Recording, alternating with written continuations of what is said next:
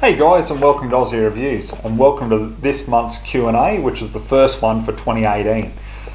Okay guys, so if you want to become a part of this, I do talk about it in the intro of each Q&A series, but look, if you want to ask questions and get some personalised advice, for your shooting and outdoor product needs, then you do have to be a Patreon member. Why I say that, guys, is because I get ridiculous amounts of emails and personal messages every day from people wanting advice on scopes, to knives, to torches, to rifles, pistols, shotguns, all that sort of thing. And it's just impossible. I'd love to be able to sit there all day and be able to just answer people completely free, but unfortunately I do have to work. I'm not a millionaire, so it does impede a lot in my personal time. So all I'm asking is for those of you who do want some personalised advice, please jump onto Patreon. You can support me for as little as just $1 per month, and then you can ask questions in this monthly edition, or just send me messages in general, and I'll be able to get back to you and hopefully give you the correct advice with what you're chasing. A lot of guys will probably say, well, why do we? Well, no, you don't. You certainly don't. You're free to just watch the videos completely free. There's no charge there. However, all I'm saying is if you do want that personalised advice and my personal time, then you do have to help me out, because unfortunately, guys, I don't have the corporate backing from major sponsors. I just don't have that. The one downside to that is obviously I don't have money to just spend willy-nilly. But the good side of it is that I remain independent. Unlike other channels who have corporate sponsors, I don't. So my advice is actually on the product, how it's performed at the time when I've done the review. Okay, so you get no BS in my advice there, and that's all I ask in return. Okay, so anyhow, guys, if you do want to become a part of it, by all means jump onto Patreon and help me out from as little as $1 a month. If you don't want to do that, by all means continue to watch the videos completely free. Okay, so let's get into this month's questions. So the first question here is from John Economides, and he says, G'day Ozzie, hope you're recovering well. Let us all know how you're travelling in that department. Okay mate, so as you'll probably see, this certainly isn't a gun sling. It's an arm sling, unfortunately, and I've had this on ever since I've come out of the operation. It's been a very painful process, I must admit, but things are a lot more manageable now. Like, for example, I can sit back in a chair and just find a comfortable position where I don't have continuous pain. Where the first sort of couple of weeks was definitely like, that, in the sense of there was just continuous pain, quite uncomfortable. But anyhow, things are looking up for me now. Now that I can actually use the computer and stuff like that again, I'm going to start doing some more editing, and there'll be some more reviews with the footage that I had prior to the operation that'll start trickling out. So keep an eye out for them. As for getting back into the shooting and that, look, it's going to be a few more weeks yet, because I'm having trouble like lifting the arm up. Like, I can't lift it up without a substantial amount of pain above sort of my shoulder height. So yeah, it will be quite painful to be able to shoot, but it's fixing and healing very rapidly. So yeah, I'm just biting at the bit to get back, put it that way. Now, to answer your main question here, you're looking at a scope for your Tic Tac A1, and you want to be able to shoot out to long range. Now you've said here that your decision has come down between the Kahles K6 24i 6-24 by 56 and the Schmidt Bender PM2 5-25 by 56. Look, both are really good scopes, mate. I noticed here that you said here that you'd heard that the Schmidt Bender tunnels a bit at lower magnification. Look, I've used both scopes. I own the Kahles. I still own that. I've got that for long range reviews, and it's just a beautiful scope. I can't fault it. Same with the Schmidt Bender. I mean, from the use that I've had with them in the past, they've been really good scopes, and you wouldn't expect anything less for the price tag. What you got to look at here is, depending on how far you want to shoot. When someone says long range to me, and that sort of setup, I think 1,000 yards, because pretty much 1,000 yards or 1,000 meters is pretty much what you're limited to with most ranges here in Australia that I'm aware of. There may be more that are, extended over that distance, but I'm not sure where they are. So looking at that and looking at the Tic Tac A1, like, you're either going to have 308 or 6.5 Creedmoor. This is just people in general. So what you've got to look at there is what your actual elevation is going to be. If you're using 100 yard zero, depending on the caliber, basically it's going to be between sort of 30, 35 MOA of adjustment to bring it on target at 1,000. So any of those scopes, the Schmidt Bender or the Kahles, is easily going to be able to walk that in. And I also note here that you were talking about you've got a 20 MOA one-piece mounts and rings that the scope will sit on. So look, you're easily going to do it with any of those scopes, mate. It just comes down to which one that you really prefer. I would strongly suggest on going in and having a look at both of them. If you can, have a look through the glass, see which one you personally prefer. As I said, I own the Kahles and I love it. I can't fault it, and I think that it would look very, very good on your ticker, and it'll be something that you'd be getting a lot of years of service out of. But then again, you will with the Schmidt Bender as well. So the choice is yours. Just let me know which way you go. Now the next question I've got here is from F-Tops, and he says, hi Ozzie, I'm looking for a fairly decent quality scope for my 22 that I can use for PRS rimfire style shooting as well as close range hunting, for example 10 metres out to 200 metres. What models can you recommend? I was thinking between a 4 to 12 or 4 to 16 magnification scope, and not wanting to spend any more than $1,200. Mate, a little bit of a trick question, that one, because to me, hunting with a 22 means, just a 4 power fixed optic, or 6 power, or even a variable 3 to 9 by 40, but really lightweight. So it's on your 22. You can bring it up to the shoulder and be able to shoot easily in a hunting situation.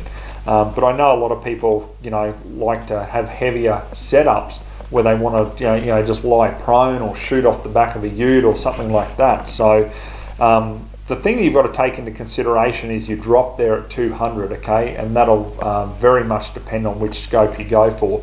It's not too bad, but there's a substantial amount of drop with a 22, depending on what ammo you're using, whether it's high velocity or standards or subsonics. You're going to have anywhere between about sort of 40 and 50 inches of drop at 200 when you've zeroed for 50 yards, which is normally what I would zero a 22 at. So looking at that, you just want to make sure which scope you go for has the correct amount of elevation to accommodate that, and most of them will. So one I was looking at the other day was the Loophole VX3i. Now I've reviewed the VX3i, like I really am impressed with the glass quality of them, but the model that I was looking at was the 4.5 to 14 by 40, and it was the 30mm tube with the side focus. And I think that would probably be quite good, because obviously with that, you can get the custom dial system, so you can actually provide like your actual load, what you're using, to Nyla, and they actually run the custom Loophole shop right here in Brisbane, and they can do up the CDS dial for you. So in a competition setting, like for example, I don't know a lot about this PRS rimfire style shooting, I'm sorry, so I don't know what size the targets are and what distances, so I'm assuming it's anywhere from 10 metres out to 200. So with something like that, and you've got a CDS dial, at least if you're engaging a target, say like 50 yards or 50 metres, and then suddenly you go to 175, well, you can just change that elevation on the CDS dial to go straight up to that, and you're right on. The other thing that I would look at too is your parallax error. Depending on what size targets you're shooting at, I couldn't imagine targets being very big at 10 metres. They'd probably be quite small, to challenge you. Parallax is going to come into it, so having that side focus will help eliminate a lot of that. However, I believe that this scope, and like a lot of scopes out there, unless you go right up, into the Schmidt Bender and Kahles and things like that, will basically be adjustable from 50 metres or 50 yards out, to infinity. If you go over to the higher end models, well, obviously you can get 10 metres out to infinity. I don't know if Vortex do any there like that, because a lot of people do like the Vortex range.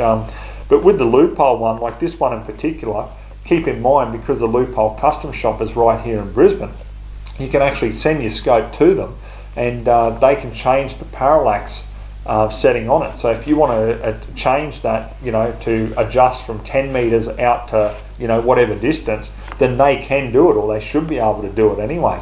So why I say the loophole is because, like I said, the VX3i is a really good clarity with its optical clarity, and it's just a good benchmark overall. I find loophole scopes, if you can't afford the real high-end Mercedes-Benz stuff, it's just a good benchmark that's going to give you that reliability and a nice clear image for what you're doing. So price-wise, you're looking at between sort of $800 and $900 for that particular model, depending on which actual reticle you go for. So then you've got a couple $100 up your sleeve if you're going to spend $1,200 to put it into the custom shop and then change that parallax adjustment from 10 meters out, from there. So that's what I'd probably be looking at. If you want to look at some other scopes, I mean, look, personally, this is just my personal take, guys, and most people see this in my reviews because I mention it a lot.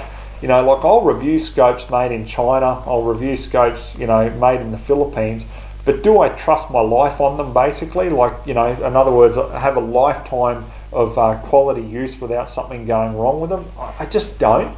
And I know, look, there's going to be hundreds of guys out there that say, I've had no problems from, my Vortex or my Bushnell or, any of the other stuff that, depending on model, can be made in the Philippines or China. And I'm not saying that they won't work. It's just me personally, I just don't like owning scopes that are made in China and the Philippines. For me, the entry level is made in Japan, and then obviously the US, and then going up from there to the European scopes like Schmidt Bender and Kahles, Swarovski. So yeah, I'd have a look at that one, mate. I did write down the SKU number for you, which is 170699. So have a look at that, 170699, and I think you'll quite like the look of the scope because it is 4.5 to 14. There's going to be enough magnification, and it's by 40, so it's not going to be too big where it's just going to look out of place on your 22, but I think it'll suit your needs. So let me know what you think about that one. Now the next question I got here is from Timothy Bunston, and he says, "Hi Ozzie, I'm looking at getting my first firearm, and even though it's expensive, I was looking at the Warwick's WFA1 as it has the tactical look that I like, and being Australian made, I want to support Australian companies. Do you think that it's worthwhile, and what caliber would you recommend, 223 or 300 blackout? And what about the barrel length, shorter or longer barrel for general use?" Okay, so first thing I'd get you to think about there, Tim, would be, look, if you've got your heart set on it, mate, and you love the look of that particular firearm, by all means, get it. I haven't really heard anything bad about Warwicks apart from the waiting time. People have said they've been waiting for well over a year to get one. So that's the only negative I've heard. Other than that, people seem to be quite happy with it. So as for the actual price of them, look, I don't know exactly, but I think they're about like $2,500, and they can go up from there depending on what features you get. Now, the only thing I will say is just consider what alternatives you've got available to you at that price range. Like, you're talking high-end Anschutz, Seiko, right up there, some really very, very high-end, accurate bolt-action firearms. But as I say, if your heart's set on the Warwicks, by all means get it because of the look. But I just want you to be aware of what's very, very high-end that could be an alternative to you. Now, for the actual caliber, mate, it really depends on what you're doing. So if you're doing a lot of range work, or and then you're just going out doing a little bit of hunting but not doing too much of it, like I'd probably go 223 over 300 blackout, and that's simply because the cost of the ammo is half the price, or in some circumstances a third of the price. So that's going to give you more trigger time. Okay, more trigger time, you become more competent with the rifle, and you're able to hone your skills. So that's probably the caliber preference I would go for, without not knowing your personal situation there. I mean, if you were to say, oh look, I'm just going to go out and I just want it purely for peaks, then I'd probably say, well, okay, maybe 300 blackout, because you'd be using like 110 or 125 grain projectiles in it, which would be probably more suitable for peaks rather than using like a 55 grain projectile out of a 223. So yeah, I'd probably go for that one. And then very similar sort of advice there too, mate, with the shorter or longer barrel question. It really depends on what your use is. I mean, you say general use. Look, if you're going out to the range, you're doing a little bit of hunting, I mean, obviously a shorter firearm is better for when you're getting around in the scrub because there's less chance of it being hooked up on things. But keep in mind, the shorter the barrel you go, okay, it's going to be louder. So for example, if you are sitting next to someone using 223 with a 22 or 24 inch barrel, and then all of a sudden you're sitting next to someone with like a Remington 7615 with a 16.5 inch barrel, you'll notice quite a bit of difference in the blast. Okay, so that's just something to consider as well.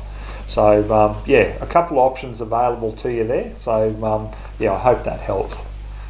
Our next question here is from Thor Jensen, and he says, "Hey Ozzie, I just bought my first rifle. It's a 1900 stamp Martini Enfield in 303. Nice. I know it isn't the most practical firearm, but at $200 I couldn't say no. My question is, what should I get next? I mainly hunt pigs and was wondering what a good companion to the Martini would be.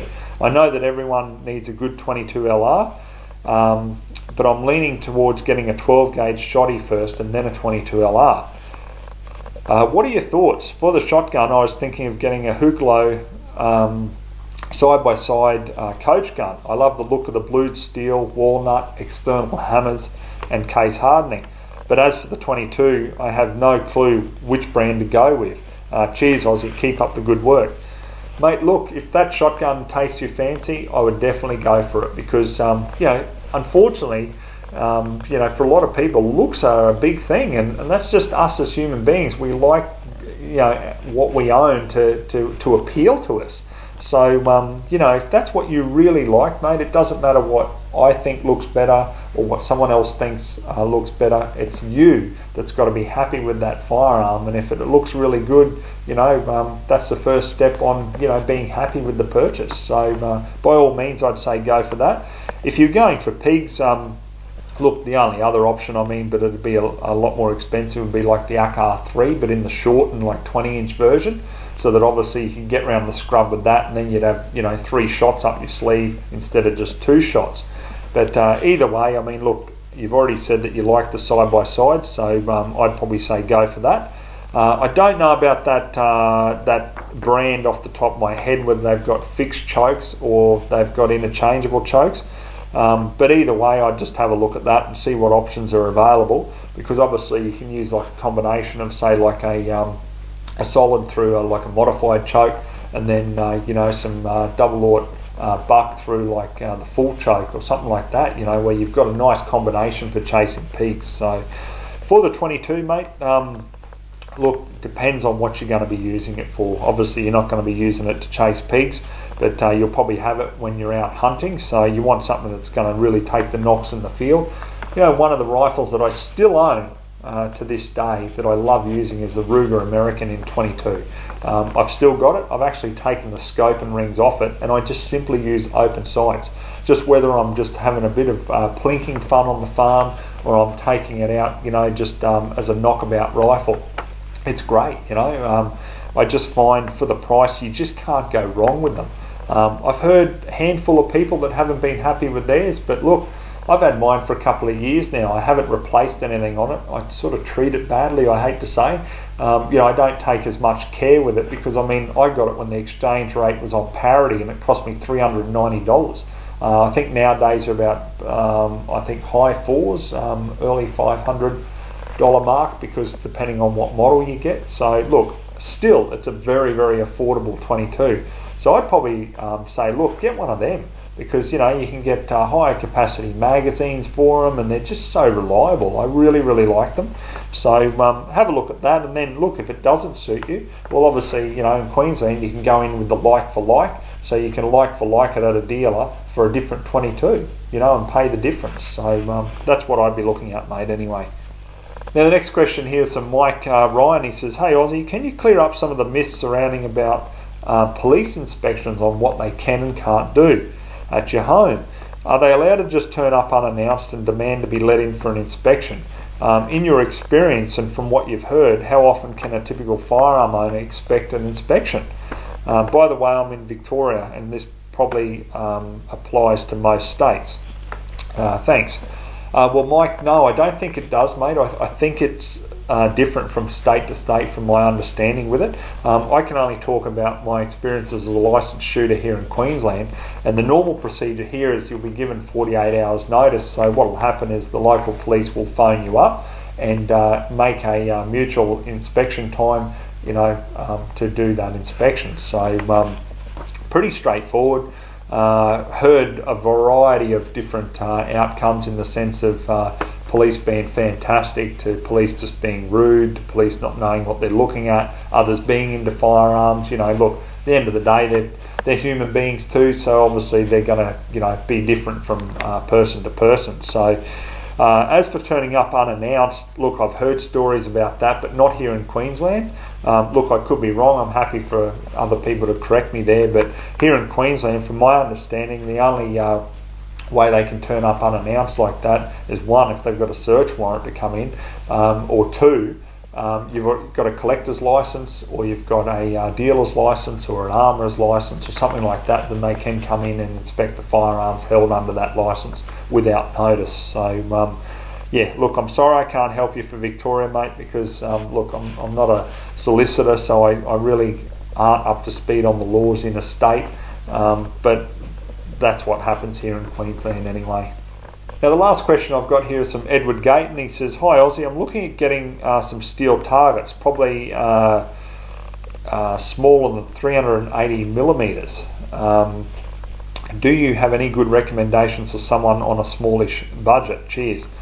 Mate, look, I think a lot of people will guess this one. STS Targets in South Australia. Sean Milner that runs that is a top bloke. I've dealt with him for a couple of years now.